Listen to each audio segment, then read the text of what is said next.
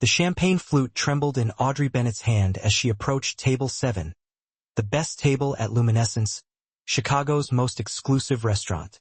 3 men in tailored suits sat deep in conversation, their faces animated under the amber glow of crystal chandeliers. The 4th chair sat empty except for a navy blazer and a smartphone that wouldn't stop buzzing. A boy, who couldn't have been older than 12, slumped against his father's arm, his face flushed despite the restaurant's perfectly controlled climate. "Would you gentlemen care for another round?" Audrey asked, her practiced smile hiding the concern that was starting to bloom in her chest. Richard Westbrook, CEO of Westbrook Pharmaceuticals and a regular at Luminescence, barely looked up. "Yes, and bring my son another lemonade. He's not feeling well today, but this meeting couldn't wait." The dismissive wave of his hand sent Audrey retreating toward the bar, but her eyes lingered on the boy. Something just wasn't right.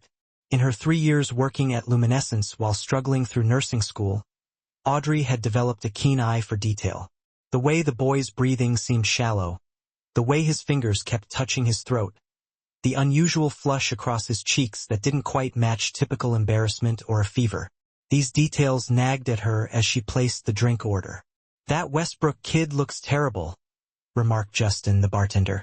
"Guess even Billionaire's kids get the flu." "It's not the flu," Audrey murmured, watching as the boy shifted uncomfortably in his seat.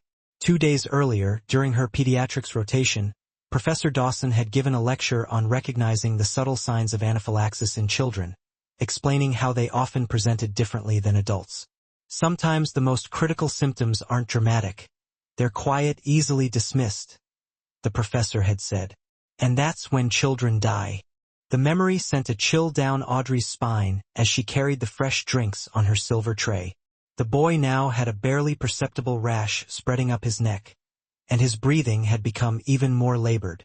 As she set the lemonade before him, she noticed that he was pushing away a barely touched plate of the chef's special, pan-seared scallops with a hazelnut crust. "Is everything all right with your meal?" she asked the boy directly, ignoring the restaurant protocol that dictated she address the adults first. "My throat feels funny," the boy whispered, "and my tongue is big." Richard Westbrook frowned at the interruption. "Tyler's fine. He has allergies, but Dr. Morrison here checked him before we came. He cleared him to try new foods as part of his desensitization therapy." He nodded toward one of his companions, a silver-haired man who offered a clinical smile.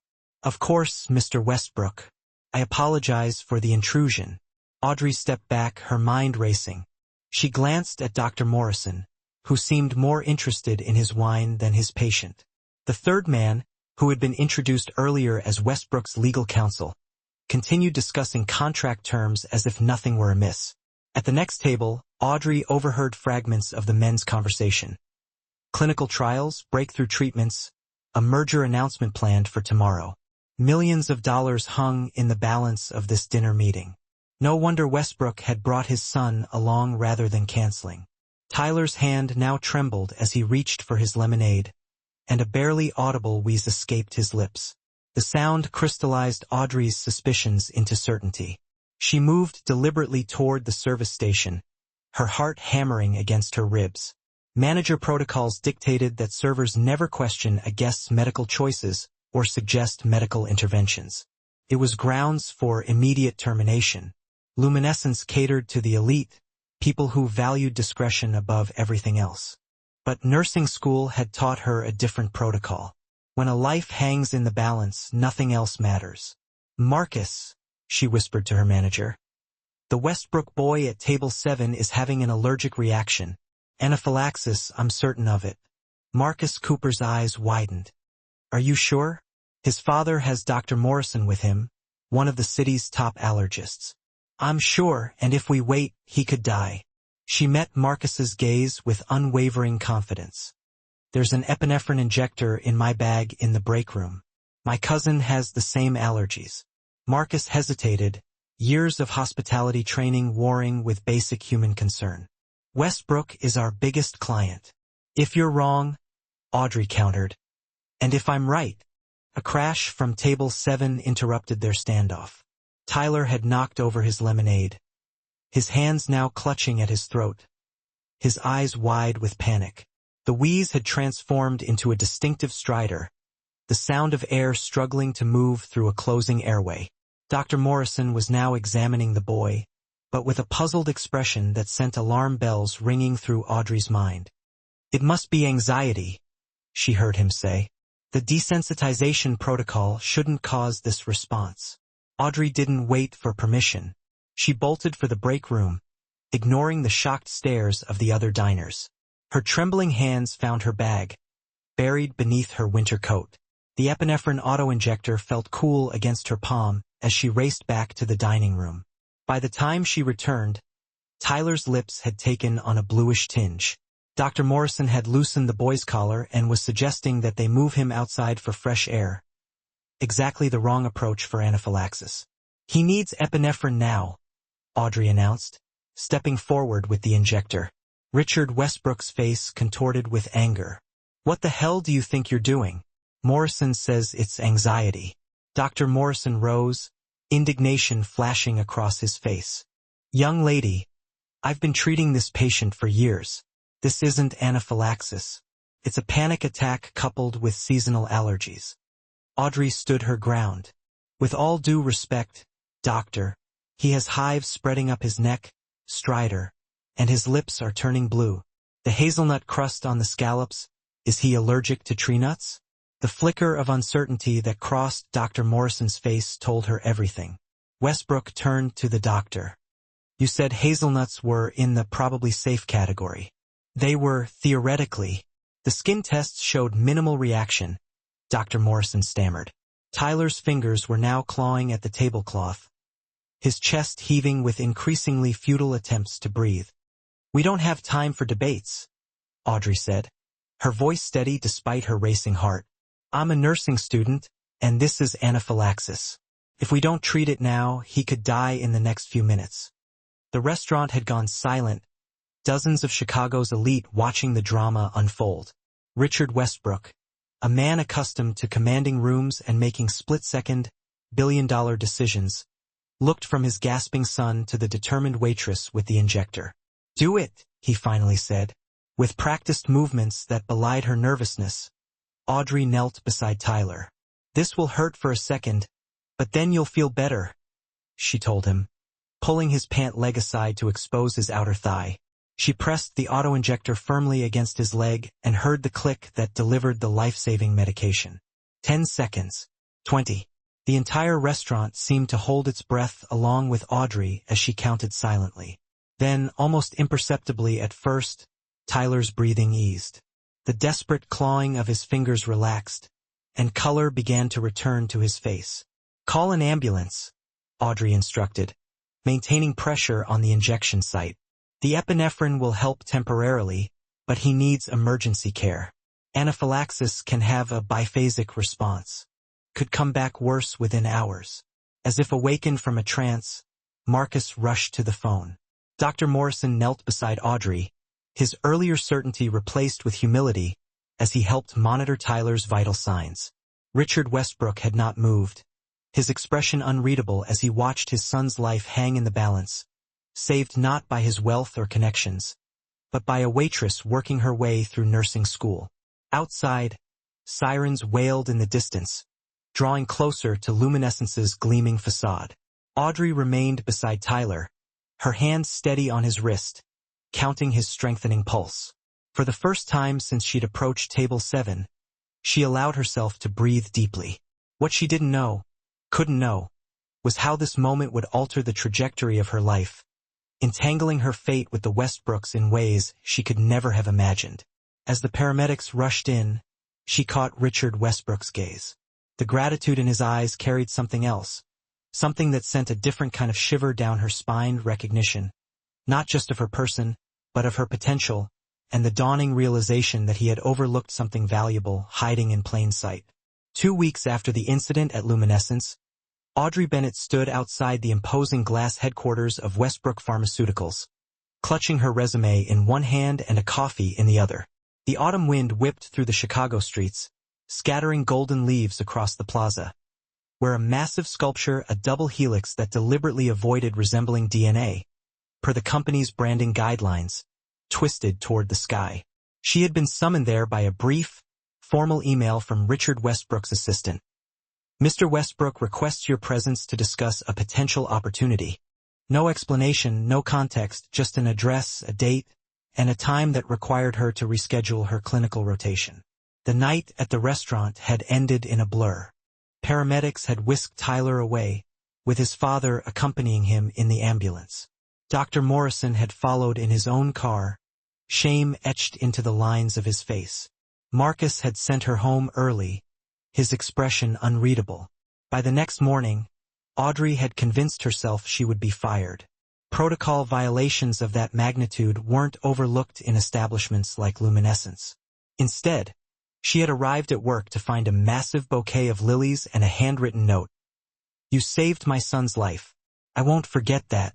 Richard Westbrook. Accompanying it was a check with more zeros than she had ever seen, enough to cover her remaining tuition and then some. The money had felt simultaneously like a blessing and a burden. She hadn't cashed it yet, unsure what accepting such a sum would mean. Now, as she approached the security desk, she wondered if this meeting was about the money. Perhaps Westbrook wanted to ensure her silence about the incident to protect both his and Dr. Morrison's reputations. Audrey Bennett for Richard Westbrook, she told the security guard, trying to project a confidence she didn't feel.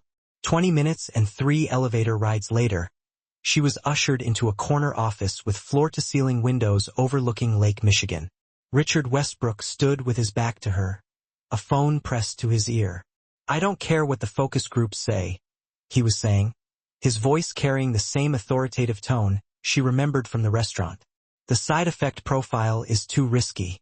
We're not putting it forward for approval. End of discussion. He hung up without waiting for a response and turned to face her. Up close, without the dim lighting of the restaurant, Richard Westbrook looked both more imposing and more human. His salt and pepper hair was perfectly styled, but the shadows beneath his eyes hinted at sleepless nights. The tailored suit couldn't quite hide the slight stoop of his shoulders, the shoulders of a man carrying invisible weights. Ms. Bennett, thank you for coming. He gestured toward a seating area by the window. Please sit. Audrey sat, smoothing her skirt, the nicest one she owned, purchased during a rare splurge at a department store sale. How is Tyler? She asked, surprising herself with her directness. A smile softened Westbrook's features. Fully recovered, thanks to you, and much more careful about reading ingredient lists. He sat across from her, studying her face. You haven't cashed my check. I wasn't sure if I should, because you think it comes with strings attached. Audrey met his gaze. Doesn't it? Money like that usually does. Westbrook leaned back, something like respect flickering in his eyes. Fair assumption. But in this case, the only string was getting you to come here today so I could offer you a job. Of all the scenarios Audrey had imagined, this hadn't been one of them. A job? Mr. Westbrook, I'm still in nursing school. I have clinicals. I'm aware of your schedule. I've spoken with Dean Harum at your school. He raised a hand at her surprised expression.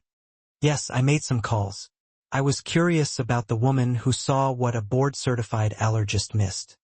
That's a bit invasive, Audrey said, discomfort rising in her chest. It's thorough, Westbrook corrected. And what I learned was impressive.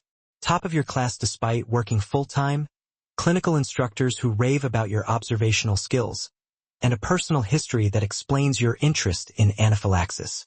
Audrey stiffened. He had discovered her past, the childhood tragedies she rarely discussed. My brother's death was private family business. And yet it shaped you, drove you to notice what others missed with my son. Westbrook's voice softened slightly. I apologize if my research feels intrusive, but I needed to understand who you are before making this offer. Which is what, exactly? Westbrook stood and walked to his desk, returning with a folder, which he placed before her. Westbrook Pharmaceuticals is launching a new division focused on emergency response medications, epinephrine delivery systems, emergency antidotes, rapid response treatments, the kind of medications that save lives in critical moments. Audrey opened the folder to find a job description.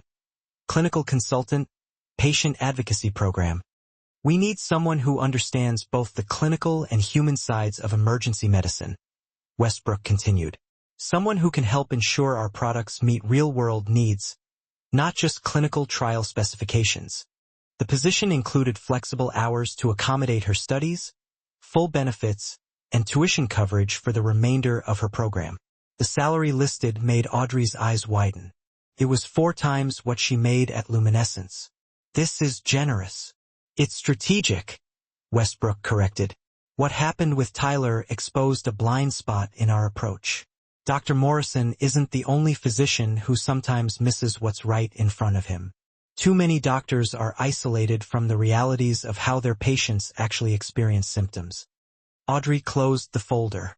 Mr. Westbrook, I appreciate the offer, but I can't help feeling this is more about your gratitude than my qualifications. I'm still a student. You're selling yourself short, Ms. Bennett. This isn't charity or gratitude. It's recognition of talent. You have something that can't be taught, the ability to see what others miss, especially under pressure. That's rare and valuable. Before she could respond, the office door opened, and Tyler Westbrook entered, looking remarkably different from the sickly boy she'd last seen. His complexion was healthy, and his eyes were bright with curiosity as they landed on her. Dad, is this her? The waitress who saved me? Richard Westbrook's expression softened as he looked at his son. Yes, this is Ms. Bennett. And what did we discuss about knocking before entering my office during meetings? Tyler grinned, unapologetic. Sorry, but Mom said I could come to meet her if I finished my homework. He extended his hand to Audrey with surprising formality. Thank you for saving my life, Ms. Bennett. The sincerity in the boy's voice caught Audrey off guard. She shook his hand, noticing the medical alert bracelet now encircling his wrist. You're welcome, Tyler. How are you feeling? Better. Dad fired Dr. Morrison. He stated this matter-of-factly, as though discussing the weather. Richard cleared his throat. Tyler, that's not something we discuss publicly. But it's true, Tyler insisted. And now I have a new doctor who actually listens when I say something feels wrong. He turned back to Audrey. Dad says you might come work with us. You should. The office next to his has the best view of the lake. Audrey glanced at Westbrook, who had the decency to look slightly embarrassed. Tyler, Ms. Bennett would not be working directly with me. She would be joining Dr. Patel's team in clinical development. Tyler shrugged. Still, you should take the job. Dad never offers jobs to people himself unless he really wants them on his team. Thank you for that insight, son, Westbrook said dryly. Perhaps you could give Ms. Bennett and me a moment to finish our discussion. After Tyler departed, an awkward silence filled the office. Audrey finally broke it. You fired Dr. Morrison. Westbrook's expression hardened. He nearly killed my son through arrogance and negligence. His desensitization therapy was experimental at best, dangerous at worst, and when the symptoms began, he was too proud to recognize his mistake. He exhaled slowly. But that's not why I asked you here today. Isn't it, though? Audrey challenged. Your son nearly died because a medical professional missed obvious symptoms. Now you want to hire someone, who won't miss those details. Someone who will speak up even when it's uncomfortable. A smile tugged at the corner of Westbrook's mouth. You're perceptive in more ways than one, Ms. Bennett. And blunt. I should warn you about that. I consider that an asset, not a liability. He gestured to the folder. Take the weekend to consider the offer. Talk to your advisors at school if you wish. But no, this isn't just about what happened with Tyler. It's about what I believe you can bring to this company and to patients who need advocates like you. As Audrey left the Westbrook Pharmaceuticals building an hour later, her mind swirled with possibilities. The job would solve her financial struggles instantly, allow her to complete her education without working overnight shifts, and potentially give her a platform to influence medical products used nationwide. Yet, something nagged at her, a sense that there was more to Westbrook's interest than he was revealing. The coincidence seemed too perfect, a near tragedy averted. followed by a life-changing opportunity. In her experience, billionaire CEOs didn't make decisions based on gratitude alone.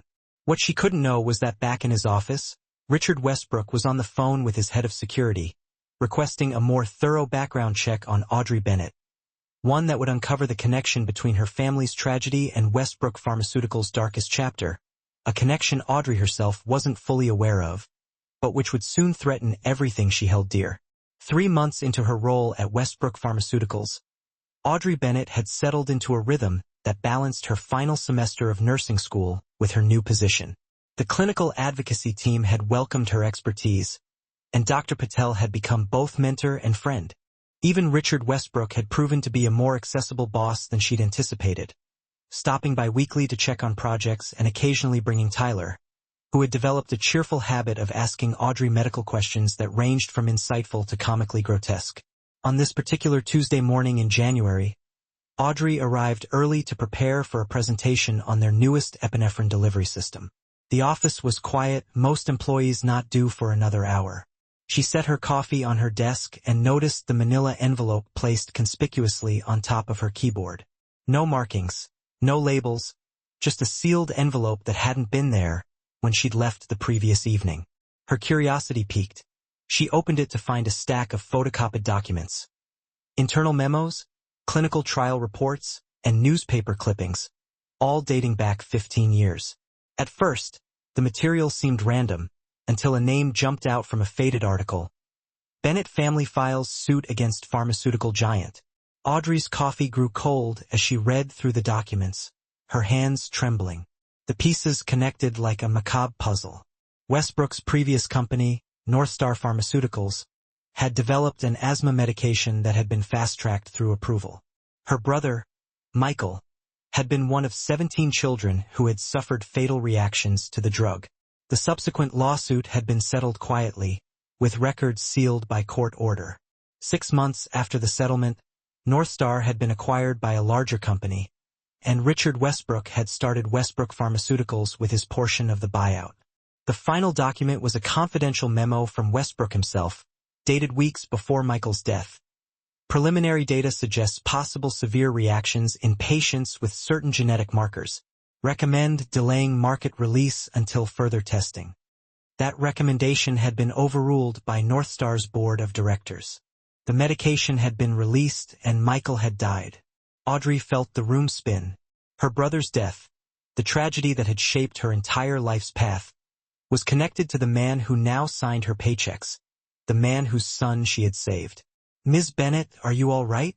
She looked up to find Richard Westbrook standing in her doorway, concern etched on his face. But when his eyes fell to the documents spread across her desk, his expression shifted to something unreadable.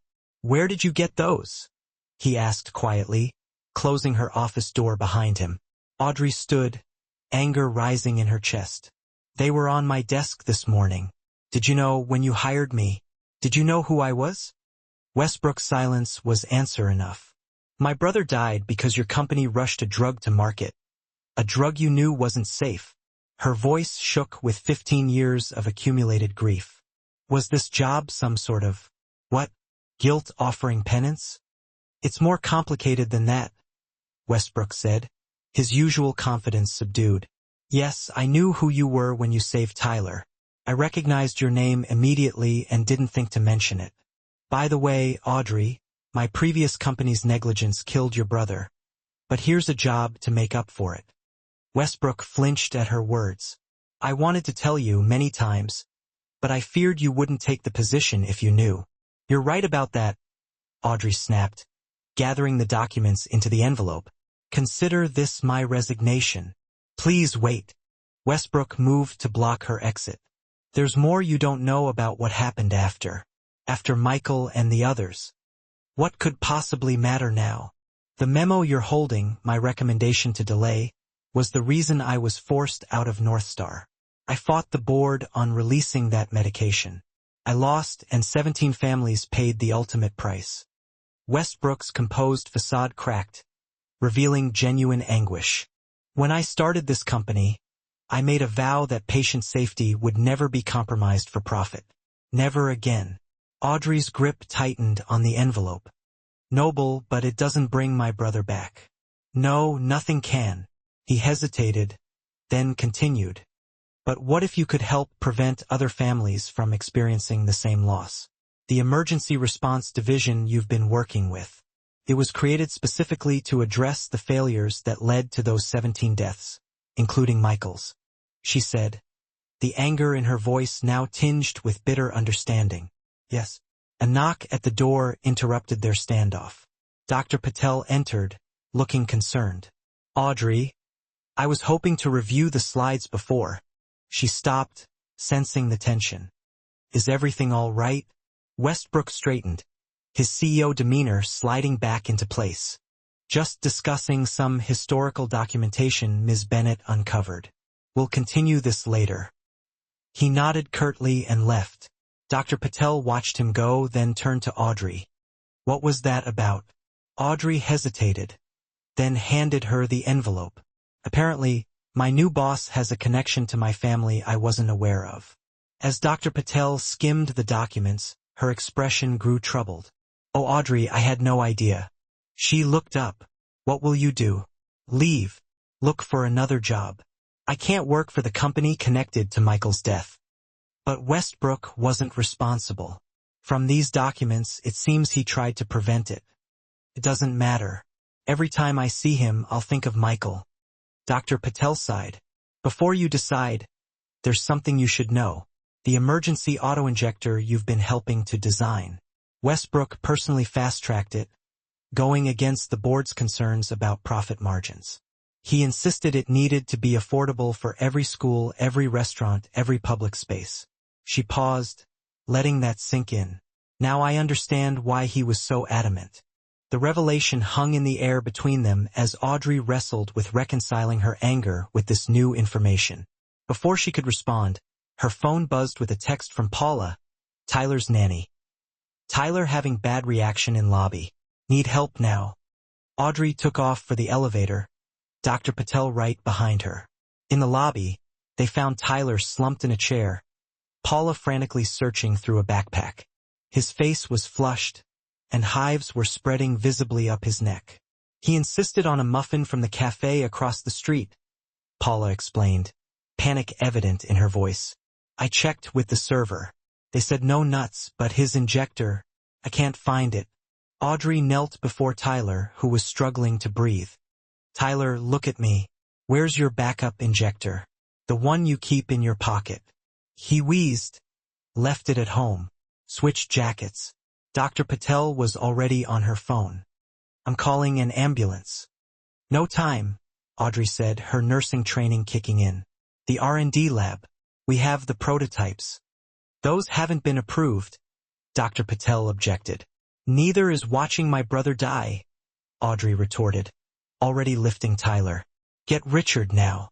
Together, they carried Tyler to the elevator, his breathing growing more labored with each floor. In the lab, Audrey went straight to the secure cabinet where the prototype injectors were stored. Her access card wouldn't work. "Damn it!"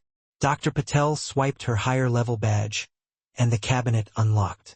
Inside, rows of the new auto-injectors gleamed under the fluorescent lights. Audrey grabbed one, checking the dosage markings. "These are calibrated for adults," Dr. Patel warned. "Tyler needs a pediatric dose." Audrey's mind raced, calculating Tyler's weight against the adult dosing. Too much epinephrine could cause cardiac problems. Too little would be ineffective against the closing airway. In that moment, she understood exactly what Richard Westbrook had faced 15 years ago. A critical decision with life-hanging consequences. "I'll adjust the injection time," she decided, manipulating the prototype's innovative timing mechanism, a feature she had personally advocated for during development meetings. "Instead of a full 3-second deployment, I'll manually stop at 1.5 seconds. Tyler's lips were turning blue as Audrey pressed the injector against his thigh. "This will hurt, buddy, but it'll help you breathe." The click of the injector releasing its medication seemed impossibly loud in the quiet lab. Audrey counted, her hands steady despite the adrenaline coursing through her veins. At precisely 1.5 seconds, she pulled the device away, praying her calculations were correct. For 5 agonizing seconds, nothing happened. Then Tyler gasped, a deep, shuddering breath that seemed to fill the entire room with relief. Color slowly returned to his face as the medication took effect. The lab doors burst open, and Richard Westbrook rushed in, panic evident in his usually composed features. He fell to his knees beside his son, gathering him into his arms with a vulnerability Audrey had never witnessed from him. The prototype worked, Dr. Patel told him, her voice hushed with both relief and professional excitement. Audrey modified the dosing on the fly. Richard looked up at Audrey, gratitude and something deeper, a shared understanding of loss averted, in his eyes. Thank you again. In that moment, with Tyler breathing steadily between them, Audrey felt the weight of her anger shift. Not disappear, never that, but transform into something more complex. The documents in her office revealed a history she couldn't change. But here, now, was a future she could help shape, one that might prevent other families from experiencing what hers had. What she didn't yet know was that the mysterious envelope hadn't appeared by accident, and that the person who had placed it there was watching their every move, waiting for the perfect moment to reveal the final, devastating truth about the connection between the Bennetts and the Westbrooks. A truth that would force Audrey to make the most difficult choice of her life. The emergency with Tyler had postponed Audrey's resignation but not her suspicions. After ensuring he was stable and transferred to the hospital for observation, she returned to her office, finding the manila envelope of documents still sitting on her desk like a ticking time bomb. She hadn't told Tyler's father about her intention to leave. Somehow, after saving his son a second time, walking away felt even more complicated than before. As she gathered her belongings, a new email notification popped up on her computer. The sender was anonymous, the subject line chilling, "The real reason Westbrook hired you." Against her better judgment, Audrey opened it. Inside was a single line of text, "Parking garage, level B2, 7 p.m. and an attached photo. The image showed a young Richard Westbrook with his arm around a laughing woman who looked startlingly familiar, though Audrey couldn't immediately place her. Curiosity warred with caution as 7 o'clock approached. Ultimately, Audrey found herself descending in the parking garage elevator, pepper spray clutched in her coat pocket. The garage was nearly empty at this hour, most employees having departed for the day. Her footsteps echoed ominously across the concrete floor as she scanned the dimly lit space. "Ms. Bennett?" Audrey whirled around to find an elegant woman in her 60s emerging from between 2 parked cars. Her silver hair was swept into a shiny updo, and despite the casual setting, she wore a tailored pants suit that spoke of wealth and influence. "I'm Elaine Morrison," the woman said, extending a manicured hand. "Dr. Morrison's wife, or ex-wife, I should say. The divorce was finalized last month." Audrey didn't take the offered hand. "You sent me those documents and the email." Elaine nodded, unperturbed by the rejection. "I did. Robert lost everything because of what happened with the Westbrook boy. His position, his reputation, our marriage, though the last one was a long time coming." She smiled thinly. "I thought you deserved to know who you're really working for." "Why? What do you gain from this?" "Call it a parting gift to Richard. We have history." Elaine reached into her designer handbag and withdrew another envelope. "These are the documents he doesn't want you to see. The complete story of what happened 15 years ago." Audrey took the envelope cautiously. "I already know about the medication that killed my brother. But you don't know why your brother specifically was prescribed that medication, or why Richard recognized your name immediately when you saved Tyler." Elaine's smile turned sad. "Look at the photo in the email I sent you. Really look at the woman." Audrey pulled out her phone, examining the image more closely. The laughing woman beside young Richard had warm eyes, a dimpled smile, and the same distinctive mole above her left eyebrow that Audrey saw in her own reflection every day. "That's my mother?" she whispered, disbelief coloring her voice. "How?" "Margaret Bennett was the lead researcher on the asthma drug development team," Elaine explained, "and she was involved with Richard quite deeply before she met your father. When she raised concerns about the medication safety, particularly for children with certain genetic markers, She was silenced by the board, just like Richard. The garage seemed to spin around Audrey as pieces clicked into place. My mother never told me she worked at North Star because by the time the tragedy occurred, she had already left the company and the relationship. She married your father, had you and your brother, and built a new life. Ella nodded toward the envelope.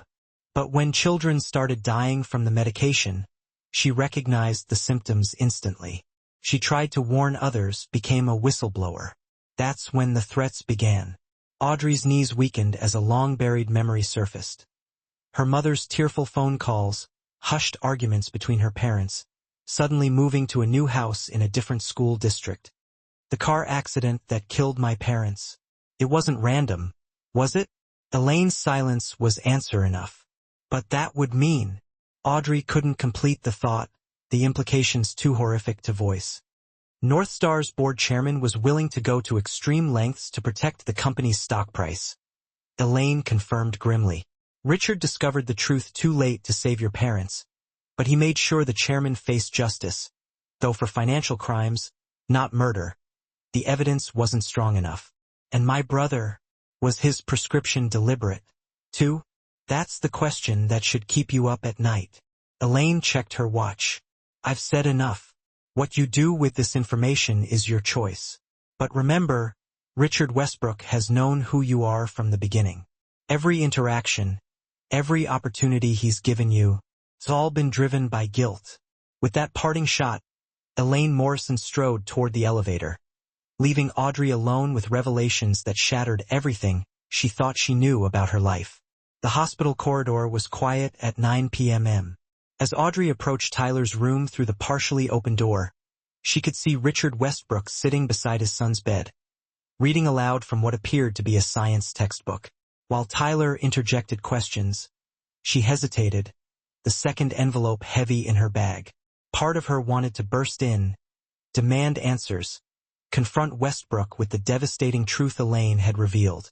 Another part, the part trained to observe, to connect symptoms to causes, urged caution. There were still missing pieces to this puzzle. Before she could decide, Richard looked up and spotted her. His expression shifted from surprise to resignation, as though he'd been expecting this moment. He said something to Tyler, squeezed his shoulder, and stepped into the hallway, gently closing the door behind him. You've spoken with Elaine, he said. It wasn't a question. How did you know? Security footage from the garage. I've been cautious since those documents appeared on your desk. Elaine made her intentions clear during the divorce proceedings. Audrey crossed her arms. Is it true about my mother, my parents' accident? Richard exhaled slowly, shoulders sagging under an invisible weight. Yes, most of it, but not in the way Elaine likely presented it. Then tell me your version. Her voice was steely with restraint.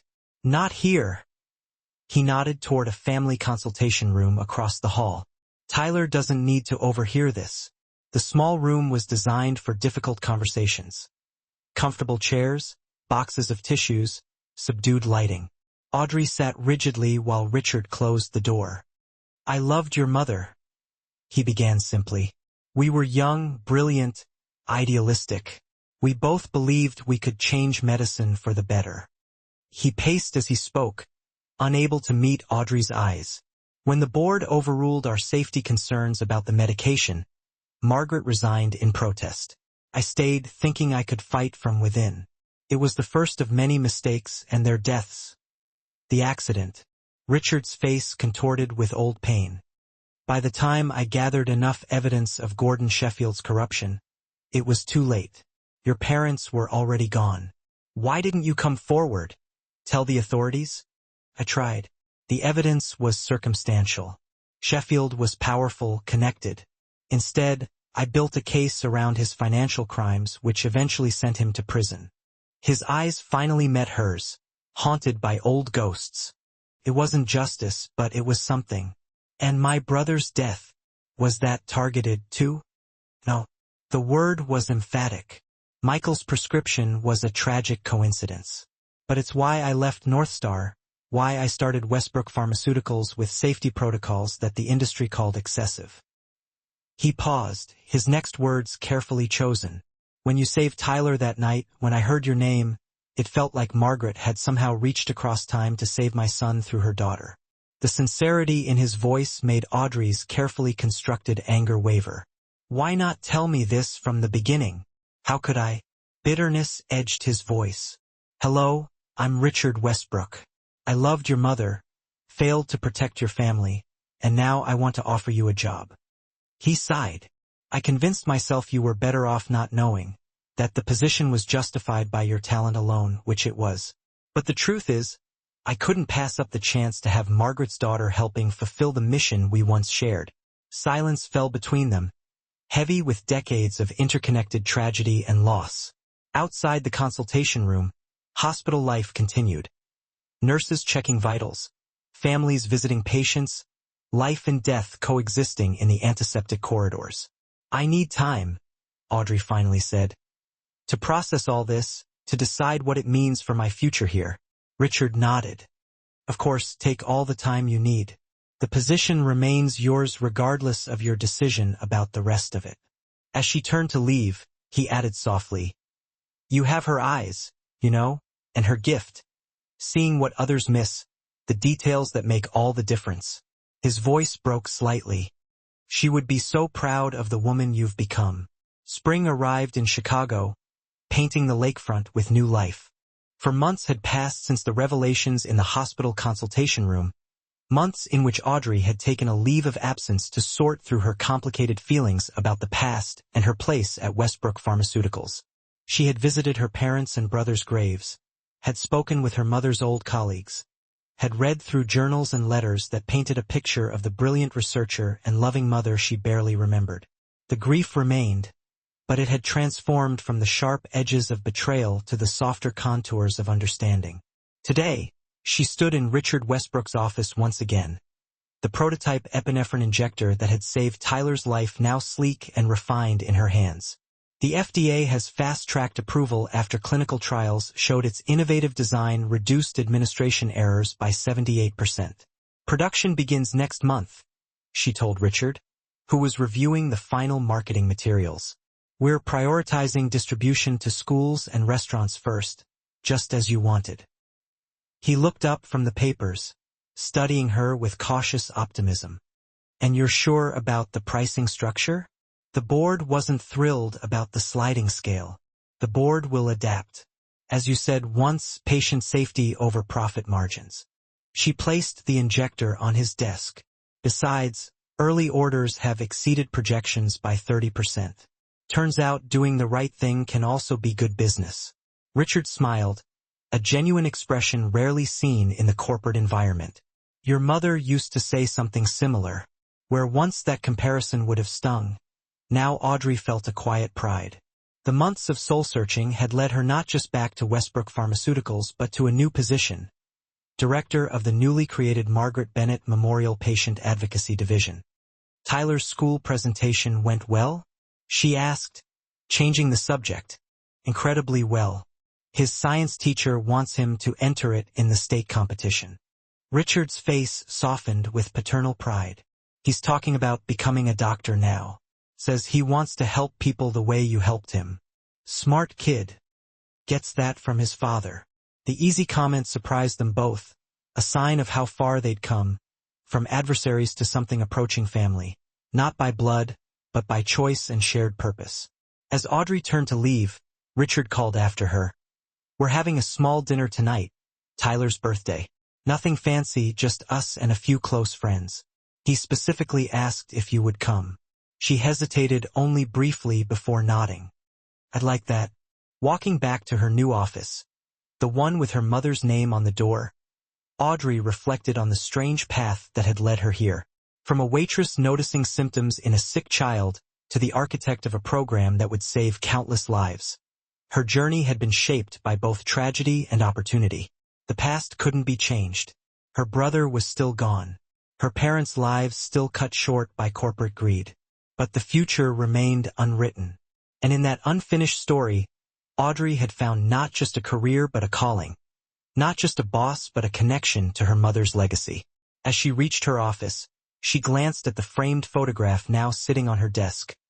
Richard and her mother in happier times, their young faces alight with hope and possibility. Beside it sat a newer image. Audrey, Richard, and Tyler at the FDA approval celebration. 3 people connected by chance, tragedy, and ultimately redemption. Outside her window, Lake Michigan stretched toward the horizon, its waters constantly changing, yet somehow eternal, much like the complicated human connections that had brought her to this moment. The past still mattered. It always would. But for the first time in years, Audrey Bennett found herself looking forward with hope rather than backward with grief. She had saved a boy's life by noticing what others missed. Now she would build a legacy of saving many more. A fitting tribute to the brother whose loss had set her on this path and the mother whose work she would now continue.